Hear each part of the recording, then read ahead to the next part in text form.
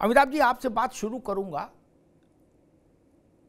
कांग्रेस और समाजवादी पार्टी एक साथ आए, फिर पहले 17 में आए थे, 7 साल बाद फिर आए। 7 साल की बहुत अवधि बड़ी होती है राजनीति में। गंगा में, जमुना में तमाम पानी बह जाता है। चुनावी अंक गणित क्या कहता है इस गठबंधन पर, अमिताभ जी? क्योंकि उसमें आपका अध्ययन बहुत विशाल है। जो अंक गणित होता है राजनीति शास्त्र का, वो क्या कह रहा है इस गठबंधन में, अमिताभ जी?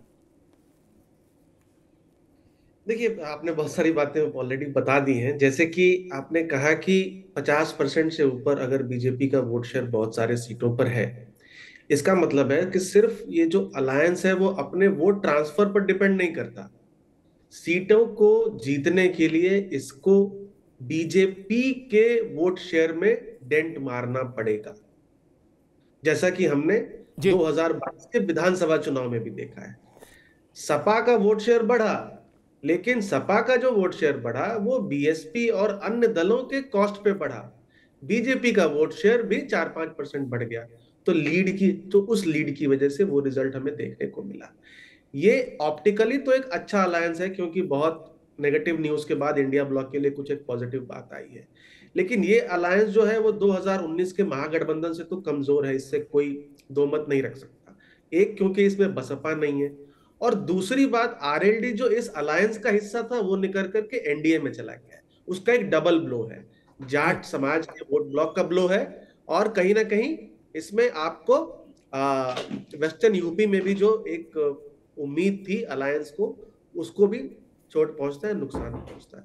जब भी अलायंस कांग्रेस के साथ किसी पार्टी का होता है, चाहे तमिलनाडु हो, बिहार हो, कहीं भी आप देख लीजिए, कांग्रेस पार्टी का स्ट्राइक रेट जो है, यानी जो वो सीटें जीतती है बनाम जो वो सीटें उसको मिलती हैं, वो कम होता है, जो कि अलायंस को नीचे ठेल देता है। बिहार में आपको ध्यान होगा, सिर्फ जी 7 या 8 सीटों से महागठबंधन चुनाव हार गया था, और कांग्रेस सिर्फ 19 सीटें जीत पाई थी 70 में से। तब अगर तेजस्वी ने 5 कहा भी था कि हम अगर कांग्रेस को इतनी सीटें नहीं देते तो हम सरकार बना लेते। जी तो, तो 5-6 सीटें भी अगर कांग्रेस जीत जाती तो वो रिजल्ट कुछ और होता। ये जो अलायंस है उसमें 6% वोट शेयर कांग्रेस के पास है। उसमें से मतलब 2019 के हिसाब से 3% वोट जो है वो मुस्लिम और यादव समाज का वोट है, जो कि ट्रांसफर हो जाएगा समाजवादी पार्टी को। लेकिन 3% जो और वोट है वो फॉरवर्ड कास्ट यानी upper caste, general, non Yadav, OBC और दलित समाज का वोट है। इसका ट्रांसफर होना समाजवादी पार्टी को, ये कहीं ना कहीं मुझे डाउटफुल लगता है। और एक अंतिम बात कहता हूं कि ये जो अलायंस है कहीं ना कहीं एक संदेश देता है कि ये माइनॉरिटी वोट को कंसोलिडेट करने के लिए बनाया गया है। तो इसका एक काउंटर कंसोलिडेशन भी हो सकता है, एक एंटी पोलराइजेशन भी हो सकता है हिंदू समाज में, जिसकी वजह से जो इसके बेनिफिट्स हैं वो भी न्यूट्रलाइज हो सकते हैं। हाँ, मिशन 80/80 को जरूर ये एक चैलेंज देता है। तो उस हिसाब से जरूर कहीं ना कहीं ये अलायंस बीजेपी को सोचने पर कई सीटों में मजबूर करता है। फराज किदवई साहब, क्या उम्मीद, क्या अपेक्षा इस गठबंधन से? क्योंकि नया कुछ नहीं है। पार्टी आजमाई हुई है, चेहरे आजमाए हुए हैं, नारे आजमाए हुए हैं, वही घोड़े वही मैदान। इस जी बार अमिताभ जी नया बहुत क्या? बहुत धन्यवाद। जी जी फराज भाई। जी अमिताभ जी बहुत बहुत धन्यवाद। और आप इतने वेलकम। वरिष्ठ जी पत्रकार हैं और आप जो कुछ भी बोलते हैं उसका एक कुछ ना कुछ उसका रीजनिंग उसके पीछे होती है। आप सही बोल रहे हैं कि चेहरे ज्यादातर पहचाने हुए हैं और बातें भी ज्यादातर वही पुरानी हैं। जो मोदी जी करते थे, मोदी की गारंटी कि पेट्रोल 50 रुपए में बिकेगा, वही बात अभी भी है। मोदी जी गारंटी देते हैं कि महंगाई कम करेंगे, मोदी जी गारंटी देते हैं कि लॉ एंड ऑर्डर की प्रॉब्लम सही हो जाएगी। देखिए अमिताभ जी, क्या है कि इंडियन पॉलिटिक्स में अभी आपने बताया और शायद मैं उसको रिपीट कर रहा हूं, ये देखने को मिलता है कि 2007 में बहुजन समाज पार्टी जो है वो 255 सीटें मुझे लगता है जीती थी। 206 2007 में बहुजन समाज पार्टी 2007 में 206 सीटें जीती थी, और 206 से लेकर के वो इसी प्रदेश में एक सीट पर आ गई। और 2012 में भारतीय जनता पार्टी 47 सीट जीती थी, और मुझे लगता है कि शायद 100 के ऊपर सीटों पे उसकी जमानत जब्त हो गई थी। लेकिन 2012 से और 2017 आते आते मात्र 5 साल में भारतीय जनता पार्टी 300 से ज्यादा सीटें जीत जाती है। तो देखिए, ये जनता के ऊपर निर्भर करता है कि जनता किस डायरेक्शन में सोच रही है, जनता क्या सोच रही है। जब 5 साल में भारतीय जनता पार्टी 47 से लेकर के 300 क्रॉस कर सकती है, तो आज की तारीख में जो उत्तर प्रदेश में हाल बन रहा है, मैं तो अमिताभ जी ये बोलूंगा कि माननीय मुख्यमंत्री जी अक्सर जिलों के नाम चेंज कर देते हैं, मोहल्लों के चेंज कर देते हैं, उत्तर प्रदेश का नाम चेंज करके उत्तर प्रदेश लीग प्रदेश कर देना चाहिए।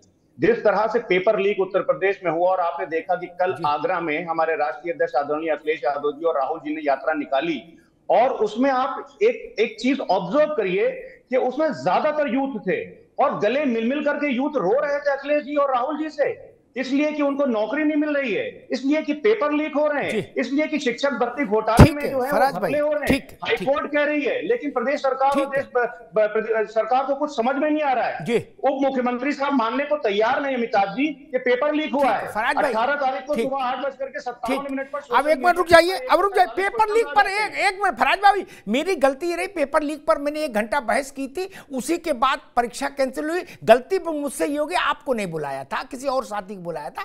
मैं पेपर लीक पर 1 घंटा बहस कर चुका, सारे पक्ष रख चुका, इसलिए उसमें समय ना खराब करो। सब बोल चुका, सब बता चुका, और उसके 24 घंटे के भीतर परीक्षा दोबारा होने का आदेश हो गया। ठीक, मैंने बहस की, घड़ी देख के 24 घंटे के भीतर मुख्यमंत्री के स्तर से परीक्षा दोबारा कराने का आदेश हो गया। फराज किदवई साहब, मैं हवाम तीर थोड़ी चलाता हूं मित्र। बहुत बहुत धन्यवाद। ना मैं नेता हूं कि अर्जी फर्जी बोल के निकल जाऊं ना। रुक जाओ भाई, बहुत बहुत धन्यवाद। ठीक फराज, ठीक फराज भाई, रुक जाओ। पहले तो एक बात मैं साफ कर दूं, फिर प्रेम नारायण सिंह जी के पास जाऊं। मैंने शुरुआत में भी कही थी वो बात, शायद फराज बाबू ने ध्यान से, उनके ध्यान से उतर गई। मैं तो नहीं कहूँ ध्यान से सुना, नहीं उतर गई। ऐसा चमत्कार नहीं होता कि 1960 में ऐसा हुआ था तो 2024 में भी ऐसा नहीं होता भाई साहब। हर बदलाव के पीछे एक रीजनिंग है। अमिताभ तिवारी को जब दोबारा मैं बुलाऊंगा तो वो उसको नरेट कर देंगे। क्या रीजनिंग? अरे रुक जाओ भाई फराज बाबू, मेरे साथ ये नहीं चलेगा ना, आप मेरी आदत जानते हो ना। जब दोबारा बुलाए तब बोलेंगेगा, तब तक अपने तर्क कागज पे लिखते रहो, उसके बाद अच्छे से बोलेंगे। आप बीच में बोलेंगे भटक जाएंगे। ऐसा कभी नहीं होता कि खुल जा सिम सिम, हम सो रहे थे सवेरे उठे बोले जैसे उनके दिन बदले थे हमारे बदलेंगे, ऐसा नहीं होता। नहीं, हर चुनाव में परिवर्तन क्यों हुआ उसकी रीजनिंग देख लीजिए। रीजनिंग होती है भाई साहब। ये थेथरई हो जाती है कि 2 सीट वाले थे वो भी 303 पहुंच गए। अरे नहीं भाई साहब, 2 सीट से 89 जब वो हुए थे तो अयोध्या उसका कारण था। हर चीज का कारण है। कल्याण सिंह की लीडरशिप आई तो दूसरा रिजल्ट आया, रामप्रकाश गुप्ता की लीडरशिप रही, दूसरा रिजल्ट आया। मुलायम सिंह थे, समाजवादी पार्टी दूसरी थी, अखिलेश बाबू है दूसरी है, इंदिरा जी थी दूसरी थे, राहुल गांधी है, लुटिया डूबी पड़ी है। इसको ऐसे झाड़ू मत मारिए कि फलाने सन में उनके इतने थे फिर इतने हुए ना तो हमारे क्यों नहीं होंगे। ऐसा नहीं होता मित्र।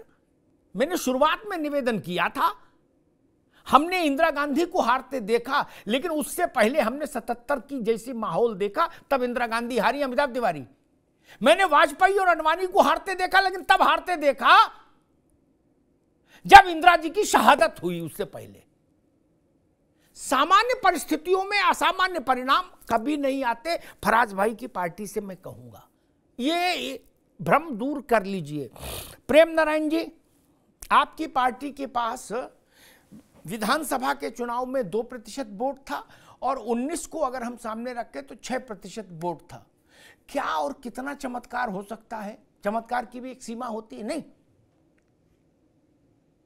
नहीं अमिताभ जी, पहली बात तो यह है कि राजनीति में मुझे नहीं लगता कि चमत्कार जैसी कोई चीज होती है या चमत्कार के आश्रय राजनीति होती है। जी, राजनीति में जो प्रमुख कारक होता है वो आम जन यानी कि जनता होती है। जी, जनता के सामने एक परसेप्शन बिल्ड किया गया 2014 के बाद, 14 के पहले, जो वर्तमान में सरकार है वो भ्रष्टाचार से बिल्कुल आकंठ में डूबी हुई है, आकंठ तक भ्रष्टाचार कर रखा है। जी, महंगाई इनके कारण है, अब महंगाई चरम पर है। जी, जनता के सामने बताया गया कि जिसका जहां मतलब रुपया गिरता है, वो सरकार गिरी हुई होती है इसलिए वहां का रुपया गिरता है। लोगों को अच्छा लगा, उन्होंने बातों को सुना कि नहीं बहुत अच्छी बात कह रहे हैं। प्रेम जी, मेरा प्रश्न एक मिनट, मेरा प्रश्न ये था, अब किस आधार पर आप उम्मीद कर रहे हैं कि आपका राहुल जी और अखिलेश यादव का गठबंधन उत्तर प्रदेश में परिणाम दे पाएगा? मैं उस बात मैं वहीं आ रहा हूं, मैं वहीं आ रहा हूं, मैं आपको रीजन दे रहा हूं जी, रीजन दे रहा हूं कि आखिर किस सोच पर व्यक्ति अपना बदलाव लाएगा। तो जब यूथ से लेकर के, मजदूर से लेकर के, किसान से लेकर के, कर्मचारी से लेकर के सभी की तरफ ये लगा कि नहीं नहीं अभी तक जो होता रहा है वो ठीक नहीं था, लेकिन मोदी जी आएंगे और फिर वो तिलिस्म करेंगे और बहुत कुछ आ जाएगा, वो अच्छे दिन आ जाएंगे। लेकिन धीरे धीरे आप कर्मचारियों की स्थिति को देख रहे हैं। ठीक, कर्मचारियों की स्थिति, उनके महंगाई भत्ते से लेके कोई भी चीज पिछली सरकारों के सापेक्ष किस स्थिति में खड़ी है, ये आंकड़े आप बहुत अच्छे से देख सकते हैं। 7वें वेतन में क्या हुआ, उसके पहले के वेतन आयोग अगर सिफारिशें लागू हुई तो कर्मचारियों को महंगाई के सापेक्ष कितना उनको महंगाई भत्ता दिया गया। दूसरा, युवा जो देख रहे थे कि हमारे लिए प्रतिवर्ष 2 करोड़ रोजगार आएंगे जी, उन्होंने ये देख लिया कि कोर्ट के आदेश के बावजूद उत्तर प्रदेश में नियुक्तियां नहीं हो रही हैं।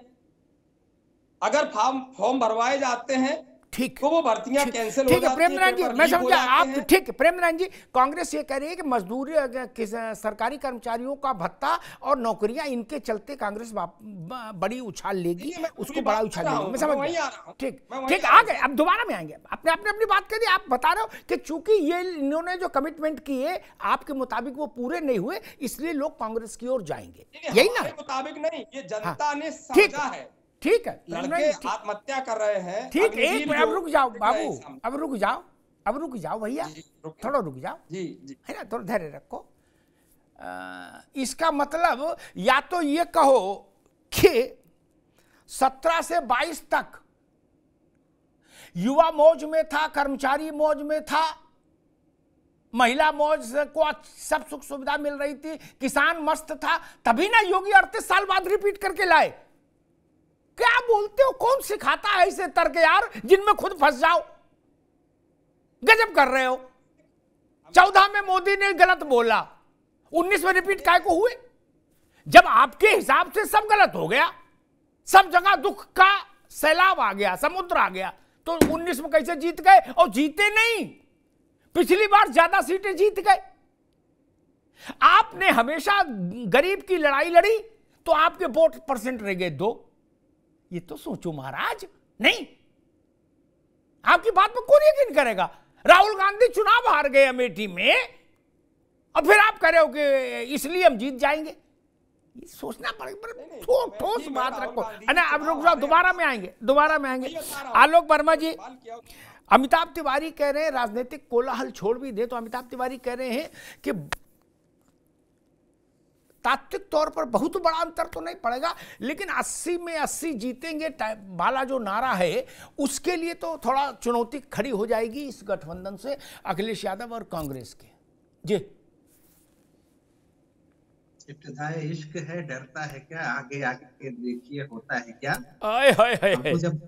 हम तो जब बैठते हैं अपने लोगों के बीच में तो ये कहते हैं कि 100 में 60 हमारा है, 40 में बंटवारा है, और जिसमें बंटवारा है उसमें भी हमारा है। तो इसमें अब कोई शक नहीं रह गया है उत्तर प्रदेश में। और राजनीति अगर आप देखेंगे जिस तरीके से इनके पाले से उनके पाले से लोग हमारे पाले में आ रहे हैं, तो मुझे लगता है कि कोई शक अमिताभ जी आपको भी नहीं होना चाहिए। लेकिन कांग्रेस के साथी, अभी मैं सुन रहा था, बहुत गंभीरता से सुन रहा था कांग्रेस के साथी की बात और समाजवादी पार्टी के साथी की बात। 1 जीत 2 जीत 3 जीत नहीं है, खाली उत्तर प्रदेश को रख लीजिए। 2014 में हमने शानदार जीत दर्ज की और उसके बाद जो भी इलेक्शन हुए, जो भी चुनाव हुए, उसको हम जीतते गए। 2017 में तो इनकी जोड़ी थी ना, 2 लड़कों की जोड़ी थी। राहुल गांधी तो खाट भी कंधे पे लेकर के पूरे प्रदेश में निकले हुए थे। इनकी समाजवादी पार्टी की ही सरकार उससे पहले बनी थी, जिसमें जोर जोर से कह रहे थे हमने ये किया, हमने वो। और हमें तो लोग तवज्जो भी नहीं दे रहे थे उस समय। तो आपको याद होगा अमिताभ जी, लोग कह रहे थे कि समाजवादी पार्टी के बाद बसपा की सरकार आएगी, लेकिन हमारे ऊपर एतबार किया, भारतीय जनता पार्टी के कामों पर एतबार किया। 2014 में जो मोदी जी की सरकार वादे वो पूरे कर रहे थे, जिस तरीके के सपने वो लेकर के आए थे वो हकीकत में बदल रहे थे। उसकी वजह से 2017 में हमारी सरकार बनी। अभी जो आप कह रहे थे ना 35-36 साल बाद दोबारा सरकार बनी, इसलिए बनी क्योंकि हमने सिर्फ वादा नहीं किया, हमने जो कहा उसे हमने जमीन पे उतार के दिखाया और बाकायदा ढिंढोरा पीट के दिखाया। बाकायदा लोक भवन में प्रेस कॉन्फ्रेंस होती थी कि भैया हमने 1 साल में ये वादा किया था, 1 साल में ये टारगेट रखा था, फला फला विभाग ने ये काम पूरा किया, फला फला काम विभाग ने वो काम पूरा किया। शायद इसीलिए हम 2014 में भी जीते, 2017 में भी जीते, 2019 का लोकसभा का इलेक्शन था जिस समय समाजवादी पार्टी और बसपा का ऐतिहासिक गठबंधन था। पूरे देश में लोग कह रहे थे ये तो पूरा विपक्ष ऐसा जुटा है कि भारतीय जनता पार्टी का कहीं कोई नाम लेवा नहीं रह जाएगा। हम शानदार जीत, इनके पास 15 सीटें आई, बाकी सीटें हमारी थी। एक सीट कांग्रेस के साथ ही ले गए। इसके बाद 2022 का भी इलेक्शन आया, अभी कुछ दिन पहले तो गुजरा है, हमने शानदार जीत दर्ज की है। लोग कहते थे भारतीय जनता पार्टी शहरों की पार्टी, हमने गांवों में भी जीत दर्ज की, शहरों में भी जीत दर्ज की। तो इसलिए दर्ज की कि हमने काम किया, हमारी सरकारों ने काम किया, मोदी जी ने काम किया, योगी जी ने काम किया। आप सोचिए कि आजादी 15 अगस्त 1947 को आजादी मिली थी, रेलवे स्टेशन जैसे था वैसे ही चल रहे थे। आज ऐसी हालत है, मेरे पास अखबार पढ़े 554 रेलवे स्टेशनों का कायाकल्प करने का बीड़ा मोदी सरकार ने उठाया और अधिकतर पे काम हुआ है। लखनऊ के हमारे साथी हैं, लखनऊ के रहने वाले हैं, गोमती नगर स्टेशन पे जाके देख लेना साहब, एक मॉल खड़ा है, बाकायदा एक मॉल खड़ा है, बच्चों के लिए एक अलग जगह है, एक पूरा स्ट्रक्चर ऐसा बन गया है कि लग रहा है कि किसी विदेश में है हम। ये काम तो ये भी कर सकते थे ना, ये काम इन्होंने नहीं किया, ये काम हमारी सरकारों ने किया और शायद इसीलिए देश आज हमारे साथ खड़ा, इनके साथ नहीं खड़ा। ठीक, आलोक बाबू, ठीक है। अब वो अब विपक्ष का स्वाभाविक है, वो कहेगा भाई काम नहीं किया, जो सत्ता पक्ष कहेगा हमने काम किया। मैं इन दोनों की बातों को तब तक तवज्जो नहीं देता जब तक उस पर जनता का फैसला नहीं सुन लेता। भाई दोनों पक्षों के वकील अपने अपने मुवक्किल को अच्छा बताते हैं, मैं तो जज का फैसले पर ध्यान देता हूं। ना मैं फराज किदवई की बात सच मानूं, ना आलोक वर्मा की, प्रेम नारायण जी को तो छोड़ ही दो, मैं तो जनता की बात सच मानता हूं।